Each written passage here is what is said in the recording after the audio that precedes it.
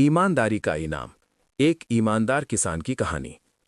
हरे भरे पहाड़ों से घिरे सीतानगर नाम के एक छोटे से गांव में गंगाराम नाम का एक ईमानदार और मेहनती किसान रहता था। उसका घर मिट्टी का था, कपड़े साधारण थे और जेब अक्सर खाली रहती थी।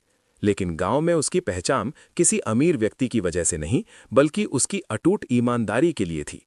गंगाराम हमेशा कहता था, धन खो जाए तो वापस आ सकता है, पर ईमानदारी एक बार खो जाए तो फिर कभी वापस नहीं आती।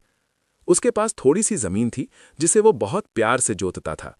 कभी बारिश कम हो जाती, कभी ज्यादा हो जाती, कभी फसल सूख जाती, लेकिन वो कभी किसी का हक नहीं मारता, न झूठ बोलता और न किसी लालच में पड़ता। गांव वाले अक्सर कहते, गंगाराम बहुत सीधा है, दुनिया इतनी सीधी नहीं होती। लेकिन गंगाराम हमेशा मुस्कुराकर काम में लग जाता। एक दिन गांव में भयंकर बारिश हुई। तालाब भर गए, नाले उफन पड़े और खेतों में पानी भर गया। कई किसानों की तरह गंगाराम की मेहनत से उगाई फसल भी बर्बाद हो गई। इसके बावजूद वो शांत रहा और बोला, प्रकृति की मर्जी, पर मेहनत मेरी अपनी है, फिर से कोशिश करूंगा।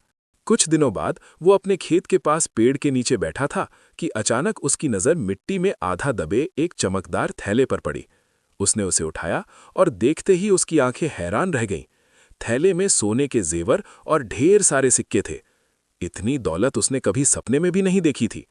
एक पल के लिए दिल ने कहा, अगर मैं ये रख लूं तो मेरी गरीबी हमेशा के लिए खत्म हो जाएगी। लेकिन अगले ही क्षण उसका अंतःकरण बोला, ये मेरा नहीं है, जो मेरा नहीं उसे मैं कैसे रख लूं। और तुरंत उसने फैसला किया कि वो ये धन जिसके भी पास का है उसे वापस लौटाएगा। गंगाराम सीधे गांव के चौपाल पहुंचा और सबको बताया कि उसे धन मिला है। गांव के मुखिया ने उसे समझाया, किसी को पता नहीं चलेगा, तुम ही रख लो। लेकिन गंगाराम ने कहा, मुखिया जी, भगवान सब देखता है और मेरा मन भी। उसने घोषणा करवाई कि जिसका भी ये धन है वो आकर पहचान करके ले जाए। अगले दिन एक बूढ़ी दादी कांपते कदमों से आईं। उन्होंने थैला देखा और रो पड़ी। बेटा, ये मेरे पति का आखिरी सहारा था, बारिश वाली रात ये खो गया था। गंगाराम मुस्कुरा कर बोला, दादी, ये आपका ही है, ईश्वर की कृपा से आपको वापस मिल गया। दादी ने उसे इनाम देने की कोशिश की, लेकिन उसने साफ मना कर दिया। इनाम? मैं तो सिर्फ अपना फर्ज निभा रहा था।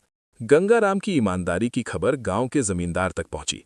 उन्होंने गंगाराम को बुलाया और कहा, आजकल ऐसी ईमानदारी कहाँ मिलती है। इसके इनाम में मैं तुम्हें 5 बीघा उपजाऊ जमीन देता हूं। गंगाराम हैरान था, बोला, मैंने कोई बड़ा काम नहीं किया साहब। पर जमींदार मुस्कुराए, बड़ा काम वही होता है जो हर कोई नहीं कर पाता। धीरे धीरे गंगाराम का जीवन बदलने लगा। नई जमीन से उसकी फसलें खूब लहलहाने लगीं, घर खुशहाल हो गया, पर उसके स्वभाव में जरा भी घमंड नहीं आया। गांव के लोग उसे सम्मान देने लगे और बच्चों को उसकी ईमानदारी का उदाहरण देकर सिखाया जाने लगा, अच्छा इंसान वही है जो ईमानदारी बनाए रखे। गंगाराम सिर्फ मुस्कुराता, क्योंकि उसकी पहचान अब सिर्फ एक किसान नहीं, बल्कि ईमानदारी का प्रतीक बन चुकी थी। कहानी की सीख, ईमानदारी कभी बेकार नहीं जाती। सच्चाई का रास्ता मुश्किल होता है, लेकिन मंजिल सुंदर होती है। जो मन से साफ होता है, भगवान उसके रास्ते खुद आसान बना देता है। अगर आपको कहानी अच्छी लगे तो लाइक, कमेंट, शेयर, सब्सक्राइब करना न भूलें।